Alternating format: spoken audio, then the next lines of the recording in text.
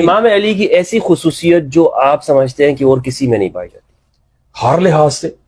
مثال کے طور پر اگر میں آپ کے سامنے بیان کرنا شروع کر دوں تو ہمیں 2 گھنٹے چاہیے. کچھ ایک خصوصیت مولا علی علیہ السلام کی سب سے بڑی جو خوبی ہے نا، میں آپ کو بتانے لگا ہوں، کیٹاگوریکلی بتانے لگا ہوں کہ پوری دنیا میں کائنات کی ابتدا سے لے کے انتہا تک پوری دنیا میں نبوت اور رسالت کو چھوڑ کے، نبوت اور رسالت کے علاوہ، چونکہ یہ ہمارا عقیدہ ہے، بلکہ یہ اس کے اوپر کتب اہل سنت بری پڑی ہیں کہ تاجدار کائنات جو عالمی انسانیت میں سب سے اعلیٰ مقام پہ فائز ہے، حضور جیسا کائنات میں کوئی نہیں، بعد از خدا بزرگ توئی. قصہ مختصر، پوری کائنات میں نبوت اور رسالت کے علاوہ جو سر سے پاؤں تک دوسرا سارے کا سارا محمد جیسا ہے نا، اس کا نام علی ابن ابی طالب ہے علیہ السلام. یہ جیسا ہے کہ تھوڑی تفسیر کریں. یہ میں کیا کر رہا ہوں، بخاری دے رہی ہے اس پہ ڈنکے کی چوٹ. بخاری چیخ کے کہہ رہی ہے، آقا علیہ السلام فرمایا اما ترضی ان تکون منی بمنزلۃ ہارون من موسیٰ الا انہ لا نبی بعدی. یہاں مولا علی علیہ السلام کی ایک بہت اعلیٰ خوبی نظر آتی ہے جو کسی اور کو نہیں ملی. یعنی بھائی ہے نا؟ نہیں، بھائی والی بات نہیں، خاص نہیں ہے گا، بڑی خاص بات ہے. آقا علیہ السلام تبوک جا رہے جی، علی علیہ السلام کو پیچھے چھوڑ رہے ہیں. علی علیہ السلام آقا علیہ السلام کی بارگاہ میں حاضر ہوتے ہیں، یا رسول اللہ مجھے عورتوں بچوں کو چھوڑے جا رہے ہیں.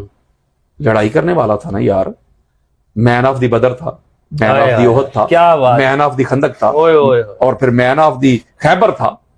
تو اتنا جس کے بغیر کوئی جنگ ہی نہیں جیتی جا سکتی. تو اس کو جب لڑائی سے جا رہے ہیں تو پیچھے چھوڑے جا رہے ہیں. تو مولا علیہ السلام روتے ہوئے عرض کرتے یا رسول اللہ مجھے عورتوں اور بچوں میں. تو وہاں ایک جملہ ارشاد فرمایا کر علیہ السلام فرمایا علی روتا کیوں ہے؟ تو خوش ہو اس بات پہ کہ بلا یہ بڑی خاص بات ہے، لطیف نکتہ ہے. اس بات پہ رونا نہیں، اس بات پہ خوش ہو. یا رسول اللہ کیوں؟ اس لیے کہ تیری اور میری نسبت وہی ہے جو موسیٰ و ہارون کی تھی. جب موسیٰ علیہ السلام اللہ کے امر کے لیے، کمانڈمنٹ کے لیے کوہ طور پہ گئے تھے تو پیچھے اپنا نائب بنا کے، اپنا وصی بنا کے، اپنا جانشین بنا کے پیچھے ہارون کو چھوڑ کے گئے تھے.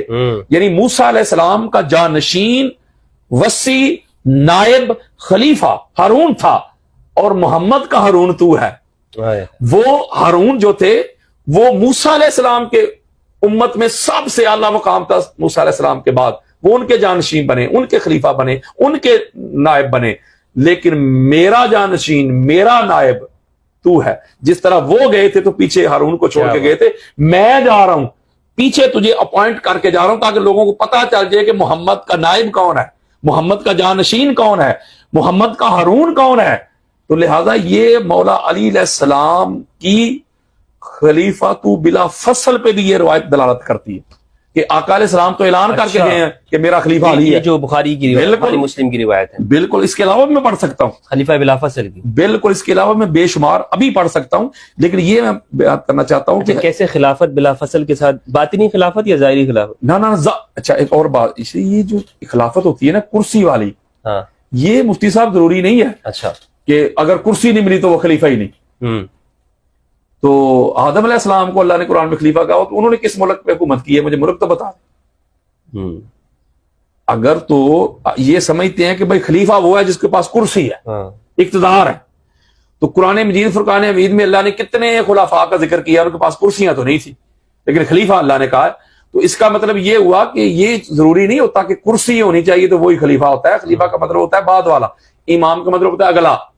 تو آقا علیہ السلام کے بعد جو آقا علیہ السلام کا نائب ہو، جو آقا علیہ السلام کا جانشین ہو، تو جس میں یہ خوبیاں ہوں گی، جس میں یہ اہلیت ہوگی. ایک اور بڑی معروف روایت ہے جو بخاری میں بھی آئی ہے، جو امام احمد بن حنبل نے بھی اس کو لیا ہے حدیث برات کے طور پہ، بڑی معروف ہے، وہ بڑی اپنا مشہورہ بھی ہے، متواترہ بھی ہے وہ روایت. جب آقا علیہ السلام نے حضرت ابوبکر صدیق کو بھیجا تھا اپنا نائب بنا کے، ہاں جی، نہیں بخاری میں بھی ہے، بخاری میں بھی ہے، جب واپس لیا ان سے، ہاں جی وہ بخاری میں بھی ہے. اپنا سورہ برات دیکھ سورہ توبہ، تو جب وہ ان کو بھیجا ہے تو میں ساری روایات جمع کر رہا ہوں، بے شمار کتب اہل سنت میں آئی ہیں. تو پھر جبریل امین آئے تھے واپس. جبریل امین نے کہا تھا کہ یا رسول اللہ، اللہ کا آرڈر لے کے آیا ہوں کہ اللہ کے امر کی بات ہے، اللہ کی میسج کی بات ہے، اللہ کی وحی کی بات ہے، آپ نہیں جا سکتے، آپ کی طبیعت نساز ہے، لیکن آپ نہیں نہ جا سکتے۔ الفاظ کے رد و بدل کے ساتھ جو ہے نا بے شمار کتب میں یہ روایت موجود ہے کہ پھر حضرت ابو بکر کو جب گئے ہیں تو پیچھے مولا علی علیہ السلام کو بھیجا گیا، مولا علی علیہ السلام نے جا کے ان سے وہ سورہ برات واپس لی ہے۔ آقا علیہ السلام کے الفاظ لا یذهب بها الا رجل منی وانا منہ، کوئی نہیں جا سکتا یہ سورہ برات لے کے، خبردار سوائے اس کے جو مجھ سے ہے، میں جس سے ہوں۔ پھر مولا علی علیہ السلام جا کے انہوں نے اعلان کیا، پھر حضرت ابوبکر صدیق نے واپس پلٹے کہ یا رسول اللہ کی طرف سے کچھ نازل ہو گیا میرے بارے میں۔ یہ ساری روایت ہے، تو یہ روایت ہمیں بتا نہیں رہی کہ نبی کے بعد کون ہے۔ پھر جو دعوت ذوالشیرہ میں یہ معاملہ دین کا تھا، دین کا تھا،